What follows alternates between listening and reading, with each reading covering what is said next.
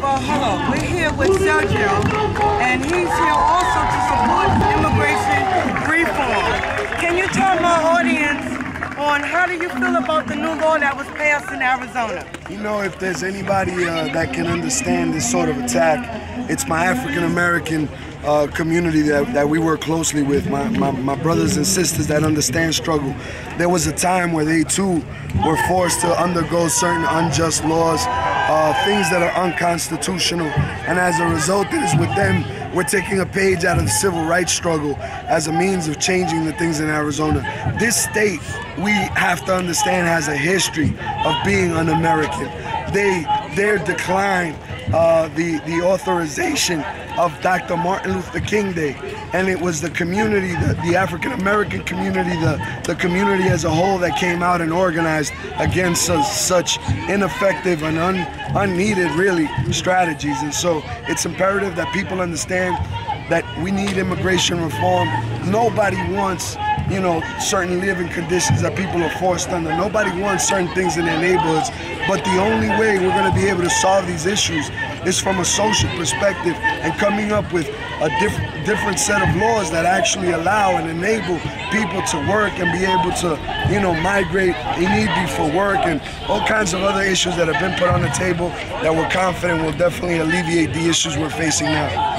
Okay, well, as a reporter, you know, I certainly must stay neutral on anything, but I did come out and march and support this because when you look on you got little kids that was marching in this parade, wearing t-shirts, holding up signs. When they go in and they raid people's homes and they deport them back out of this country for whatever reasons why they're doing this, it really tears up families, and they're breaking these little kids' heart because they don't have their mommy or daddy around anymore.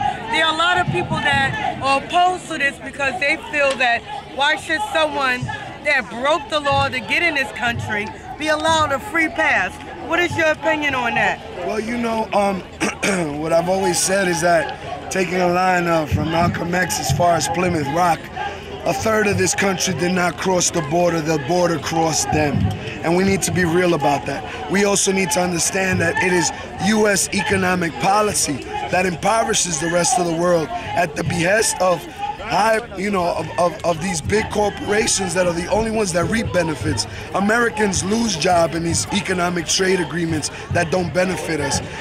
And we impoverish the rest of the world. So we need to understand that one thing has an impact on the other. If we don't want people coming here, then we need to stop stripping them of whatever bit of economic liberty they have as a means of imposing our own so that we as a nation can benefit, when in reality it's not us that are benefiting. We also need to keep in mind that although the focus is on Latino immigrants, we need to understand that the majority of undocumented immigrants that are in this country came here legally and overstayed their visas.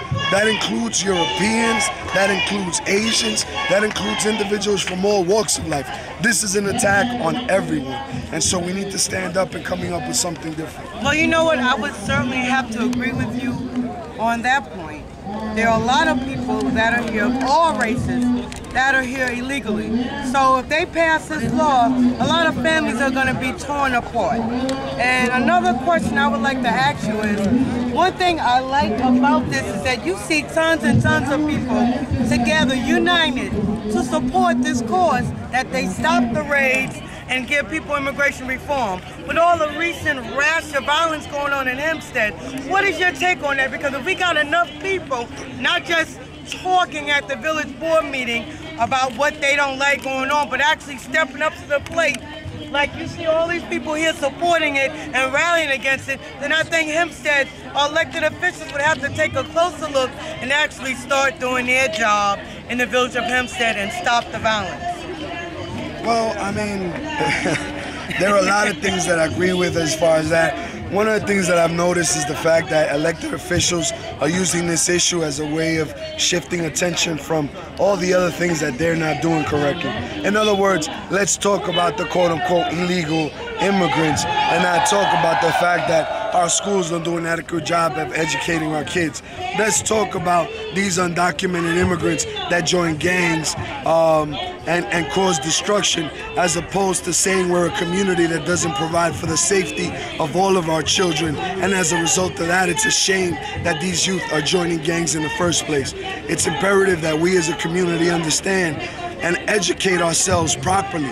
Do away with all the stereotypes. Get the information. It is a fact, whether they want to admit it or not, that undocumented immigrants on Long Island, in this region, are an economic boost.